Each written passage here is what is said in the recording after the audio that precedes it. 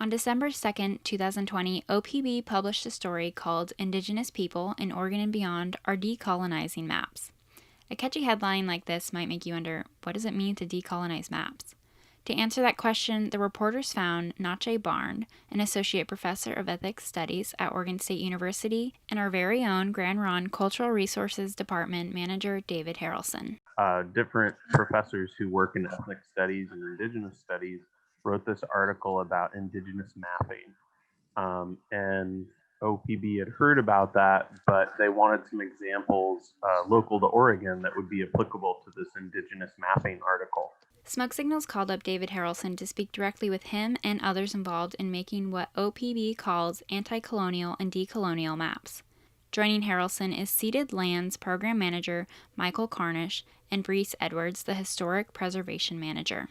Basic narrative is that we do things and we think about things, and there's people outside of the tribe who reflect on the work that it is that tribes do. Just because they're reflecting on it doesn't mean that they get to define what it is and how it is that we do things. Like, we're self-determined, we have the ability to do that. And so outside of the context of that interview, where I was asked to make specific comments about decolonial or anti-colonial examples, which are academic constructs that in some way reflected some type of understanding about our community. When I can talk about these things to our community, and I talk about treaty mapping, I want to drive home the point that it's about self-determination, it's about sovereignty as us as a people. It's neither decolonial or anti-colonial. People outside of us, they can talk about those things. Now, with that saying, I'm happy to talk about, well, David, help us understand, what are they trying to talk about? Like, what is anti-colonial? What is decolonial? And anti-colonial is this idea that we're going to point out that maps of the past were made for an express purpose, which is essentially to take land and to marginalize native people. It's a part of that colonial experience, right? Like, the first maps of Oregon were made to document the best soil types so that farmers knew where they wanted to stake their donation land claims.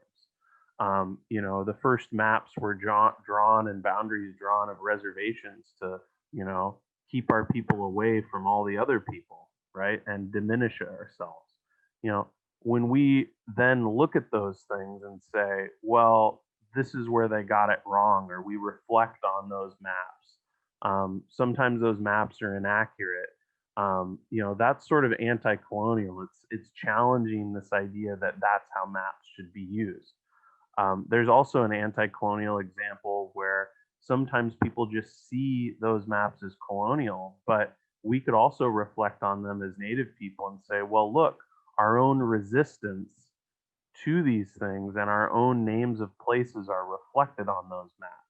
Even though settlers were trying to get rid of Indian people and push us to the margins, they themselves even kept the name for that prairie, Champui, or they kept the name for that which is, Chamawa or Chemeketi, right? And these maps, some of those early maps, keep a lot more names than even the names that we have on the landscape today.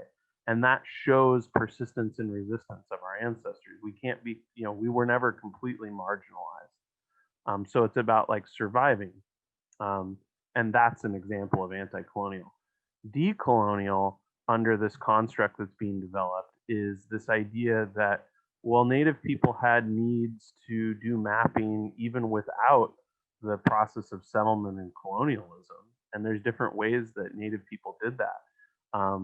Place is very important to us as Indigenous people, and different Indigenous people throughout the world. Sometimes their mapping is done in the form of songs that tell you like a way path or how to get somewhere. Sometimes mapping is done, just in different ways. Sometimes it's petroglyphs. Sometimes it's stories. There's different ways that mapping can be done. And the example that we put forth from our community today was the seasonal round, and showing not necessarily that we're mapping geographic places, but we're mapping relationships that people have over time. And that's very different from modern cartography, because we're so focused on place and it's just generally assumed. That was some of my comments in the article. is that a person knows or knows someone who knows that place. So you don't have to know where it is, but you do have to have a relationship with it to know how to get there. What's actually important is the timing, right? Like I could love berries, but if I don't get the timing right and I go up into the Cascades to berry pick in, November, I'm going to be sorely disappointed. And so having a seasonal round map like helps people get their timing right, which allows them to exercise their relationships. And that is more of a decolonial map. The seasonal round calendar was made by the Cultural Education Program of the Cultural Resources Department for preschool children and their families. So this is just at maps.grandround.org. And you can see this area, which is the ceded lands, the area interior of all 7 ratified treaties that are connected to Grand Round. And you can click on that, and it'll pull up the area where you're clicking what information is tied to there. But you can also follow actual attachments to individual treaties. So if you click on that, it actually opens up a copy of the treaty with the Kalapuya and the language that's there. So it allows you to look through like what's being mapped. Harrelson says the digital gallery of those treaty maps, along with a map of fruit trees on Grand Ronde land, can be found at maps.grandronde.org. Plus, additional imagery can be found in Grand Ronde's media packets on the Grand Ronde website. Making these maps is no quick and easy job. The lengthy process was detailed by Ceded Land's program manager, Michael Karnosh. Him and his team were tasked with interpreting the historical treaties and determining how to defend their treaty interpretation, because Karnosh states treaties are the law of the land.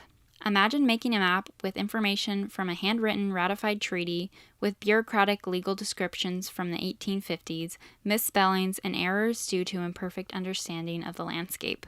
Now, thankfully, the chiefs and headmen that negotiated those treaties knew the landscapes extremely well. And so their informing of the descriptions really kind of salvaged the treaty boundaries. But the unfortunate part is the United States were the ones who wrote the boundaries down.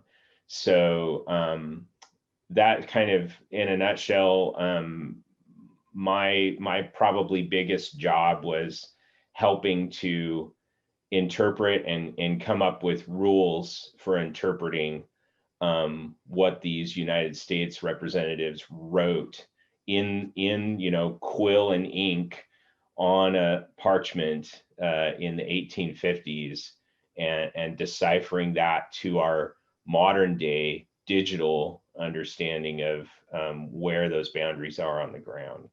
And I've probably talked enough. I'll let Briece take over now. Am I off mute? Yeah. I think you did a lot more than that too. But I think it's important. It was a team. We all brought different elements to it. We had technical expertise about the digital maps, because when you're operating in that environment, what are the data sets that are available today? I guess what I tried to bring was that historic moment of understanding. What is the 1850 looking like?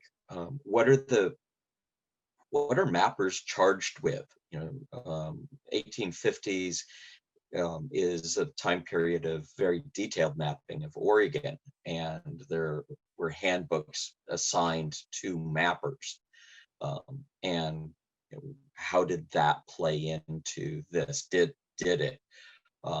And then all of us working on those conversations of when something says north versus northward, how does that translate when you're on the ground?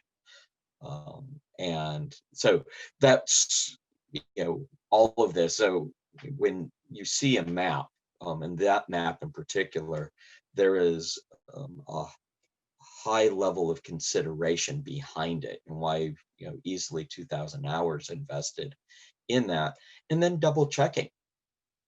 In many ways, we graded the homework 150 years after the fact, but we had to grade our own homework as well.